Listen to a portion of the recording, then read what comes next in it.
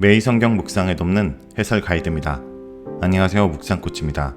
함께 읽고 나눌 말씀은 창세기 49장 1절에서 12절까지 말씀입니다. 야곱은 12아들을 불러 모으고 그들을 축복합니다. 장자 르우벤에 이어 시므온과 레이에 대하여 말하고 전반부의 마지막으로 유다에 관해서 말합니다.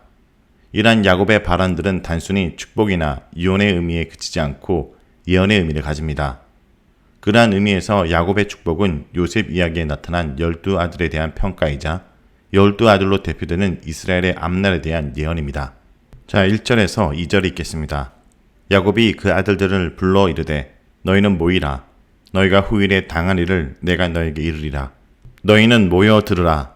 야곱의 아들들아, 너희 아버지 이스라엘에게 들을지어다. 야곱은 죽음을 눈앞에 두고 아들들을 불러 모읍니다.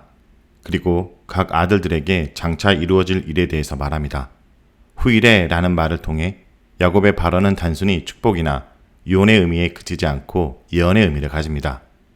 야곱은 야곱의 아들들이라고 하면서 자신의 아들들을 부른 다음 바로 이어서 너희 아버지 이스라엘에게 귀를 기울이라 라고 말합니다. 그는 자신을 3인칭으로 지칭합니다. 야곱이 객관화되어 언급되는 것입니다. 이것은 야곱의 말을 사적인 의미가 아니라 공적인 의미를 가진 말로 듣게 합니다. 이러한 특성을 반영하듯 야곱의 이름이 이스라엘과 동시적으로 사용되었습니다.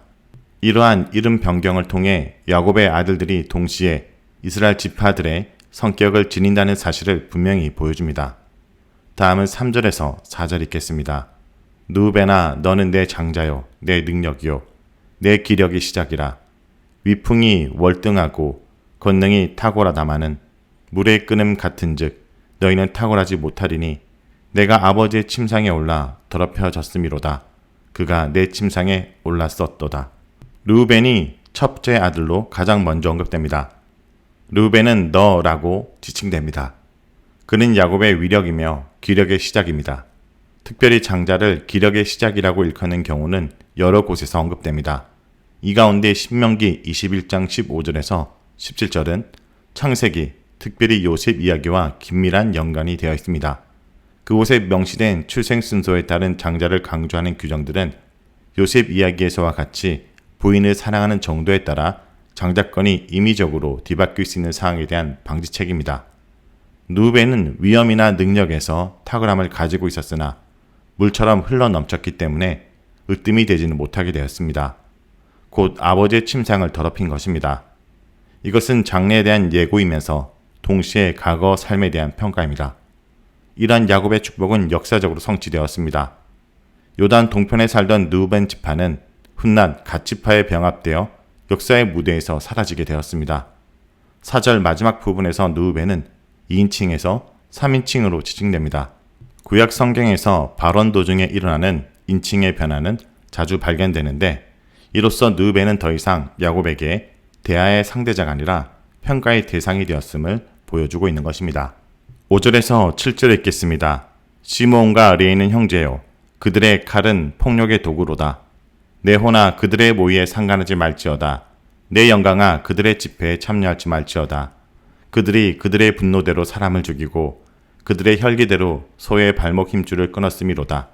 그 노염이 혹독하니 저주를 받을 것이요. 분기가 맹렬하니 저주를 받을 것이라. 내가 그들을 야곱 중에서 나누며 이스라엘 중에서 흩으리로다. 시므온과 레이는 함께 언급됩니다. 두 지파가 동시에 언급되는 것은 이곳이 유일합니다. 그들은 이른바 저주받은 지파들입니다. 그들의 계획은 폭력의 도구라고 말합니다.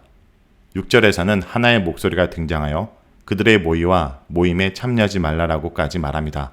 이것은 분명히 창세기 34장에서 디나 사건에 대한 잔인한 보복에 대한 평가로 여겨집니다. 따라서 그들은 야곱 안에서 나뉘며 이스라엘 가운데서 흩어질 것이라고 예언됩니다. 이러한 야곱의 유언에 따라 실제로 시므온은 유다 지파에서 흡수되었고 이러한 사항을 반영하듯 신명기 33장에 모세의 축복에서 거론되지도 않습니다. 레이 지파도 제사장 지파로서 다른 지파들과 구별되지만 자신들의 독자적인 땅을 소유하지 못하고 여러 지파들 속에 흩어져 살아야 했습니다. 하지만 여기 저주받은 것은 시므온과 레이 자신이 아니라 그들의 분노와 경노입니다.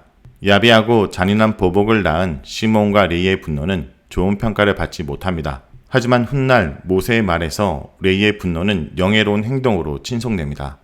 레이가 주의 말씀을 준행하고 주의 언약을 지켰다라고 말합니다. 이것은 강야에서 금송아지 사건 이후 자신들의 친족까지 봐주지 않고 처형을 감행한 레이 지파의 행동이나 부알보올의 음행으로 여호와의 진노가 초래된 상황에서 그 주범들을 처형한 레이 지파 출신 비느하스의 행동이 반영된 평가로 이해됩니다. 이처럼 구약 성경에서 분노에 대한 평가는 이중적입니다. 절제하지 못한 감정의 폭발로 나타나는 무분별하고 잔인한 분노는 저주의 대상이 되지만 하나님의 율법을 준행하고 언약에 충실한 행동으로 나타나는 거룩한 분노는 친송의 대상이 됩니다. 8절에서 12절 읽겠습니다. 유다야, 너는 내 형제의 찬송이 될지라. 내 손이 내 원수의 목을 잡을 것이요 내 아버지의 아들들이 내 앞에 절하리로다. 유다는 사자 새끼로다. 내 아들아, 너는 움킨 것을 찢고 올라갔도다. 그가 엎드리고 웅크림이 수사자 같고 암사자 같으니 누가 그를 범할 수 있으랴. 규가 유다를 떠나지 아니하며 통치자의 지팡이가 그 발 사이에서 떠나지 아니하기를 실로가 오시기까지 이르니니 그에게 모든 백성이 복종하리로다. 그의 나귀를 포도나무에 매며 그의 암나귀 새끼를 아름다운 포도나무에 맬 것이며 또 그 옷을 포도주에 빨며 그의 복장을 포도즙에 빨리로다. 그의 눈은 포도주로 인하여 붉겠고 그의 이는 우유로 말미암아 희리로다. 유다에 대한 축복입니다. 유다에 대한 축복에서 발견되는 특이점은 우선 그에 대한 축복이 그 이름의 어원과 관련되어 있다는 점이 나타나고 있습니다. 레아가 네 번째 아들을 낳은 뒤 여호와를 찬송하리로다 라고 외치면서 그의 이름을 유다라고 지었습니다. 하지만 야곱의 축복에서 유다는 형제들의 찬양을 받게 될 것이라고 말해집니다. 둘째로 그에 대한 축복에서 합법이 도중에 바뀐다는 것을 주목해야 됩니다. 르우벤에서와 마찬가지로 유다에 관한 축복은 2인칭에서 3인칭으로 바뀝니다. 셋째로 유다가 가지고 있는 우월성과 특별성을 보여줍니다. 유다가 야곱의 아들로서만이 아니라 장차 유다 왕국에서 얻게 될 국가적 의미까지 암시됩니다. 유다는 형제들의 찬송이 될 뿐 아니라 원수들의 목을 잡을 것이며 그 앞에 백성들이 절하게 될 것이라고 말해집니다. 백성들이라는 말을 통해 유다에게서 유일하게 다른 나라들과 국제관계가 언급됩니다. 특별히 홀과 규가 그 발 사이에 떠나지 않을 것이라는 언급은 유다가 장차 통치권을 갖게 될 것이라는 사실을 분명하게 보여줍니다. 하지만 야곱의 축복은 유다의 통치권이 즉각적으로 이루어질 것이라고 말하진 않습니다.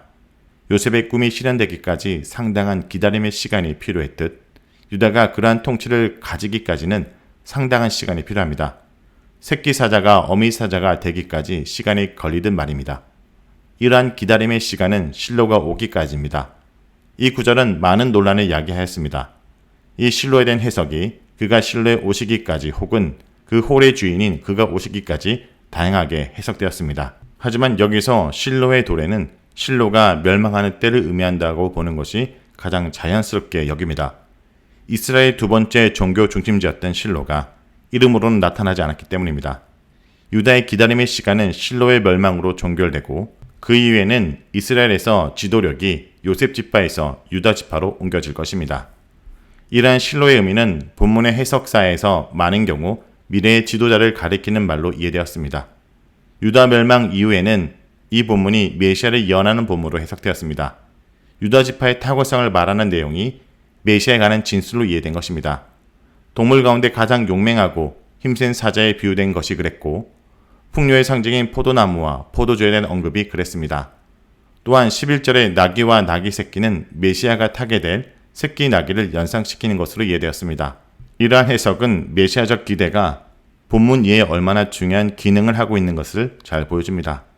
여기에서 다윗 왕조의 실패를 뛰어넘는 이상적인 메시아가 유다 지파에서 나올 것이라는 기대와 확신이 분명히 드러나고 있습니다. 자, 여기까지가 창세기 49장 1절에서 12절까지 말씀입니다. 오늘 말씀을 통해 우리는 무엇을 묵상하고 적용해야 할까요? 첫째, 죄는 우리의 미래를 망칩니다. 르우벤은 야곱의 장자로서 위풍당당하고 탁월했음에도 아버지의 침상을 더럽히는 죄를 통해 존귀한 지위를 상실합니다. 야곱이 르우벤에게 내려준 축복은 이삭이 에서에게 빌어준 것과 같은 복이 아니라 저주에 가깝습니다. 한순간의 죄로 르우벤은 가장 큰 것을 잃은 것입니다. 그러므로 성도 여러분, 하나님 앞에 부끄럽게 살면서 복된 미래를 기대할 수 없다는 것을 잊지 말아야 합니다. 둘째, 인정하는 자를 인정하시고 책임지는 자를 책임지십니다. 오늘 야곱의 축복에서 유다는 특별한 복을 누리는 것을 알 수 있습니다. 이렇게 유다가 특별한 지혜를 갖고 실제적인 장자의 명분을 가지고 축복을 받게 되는 것은 그가 자신의 잘못을 인정했고 책임지는 자의 모습을 보였기 때문으로 볼 수 있습니다. 그리하여 야곱은 넷째 아들 유다에게 많은 복을 빌어줍니다. 유다의 축복에 관해 사자 새끼, 규, 통치자의 지팡이 등이 언급되는데 이는 모두 통치권에 관한 것들입니다. 유다의 형제들은 물론 열방을 통치할 것입니다. 훗날 유다의 후손에서 이스라엘 지도자가 나올 것이란 예언도 다윗 왕이 나왔으며 바로 그 다윗의 자손으로 예수님이 오셨습니다. 예수님께서 하나님 나라를 완성하실 때 모든 민족과 나라가 예수님 앞에 무릎 꿇게 될 것입니다. 우리는 여기 야곱의 축복을 통해 알 수 있는 한 가지가 있습니다. 지금까지 요셉이 이 모든 이야기의 중심처럼 보였지만 이 축복을 통해 유다 또한 이 이야기에서 중요한 위치를 가지고 있음을 알 수 있습니다. 그리하여 실제적으로 창세기 38장이 유다와 다말의 이야기가 등장했던 것이고 그리하여 이것은 단순히 요셉 이야기에 끼어있는 사건이 아니라 야곱이라는 자를 통해 하나님이 이스라엘 백성을 이루어가고 그를 통해 메시아가 오는 그 이야기까지 가운데 문제가 많았고 상처가 많았던 유다를 하나님이 변화시키고 또 그가 자신의 잘못을 인정하고 하나님을 인정한 자 그리고 형제들을 책임진 자로 바뀔 때 하나님이 유다를 통해 하나님의 이야기를 이어나가는 것을 알 수 있습니다.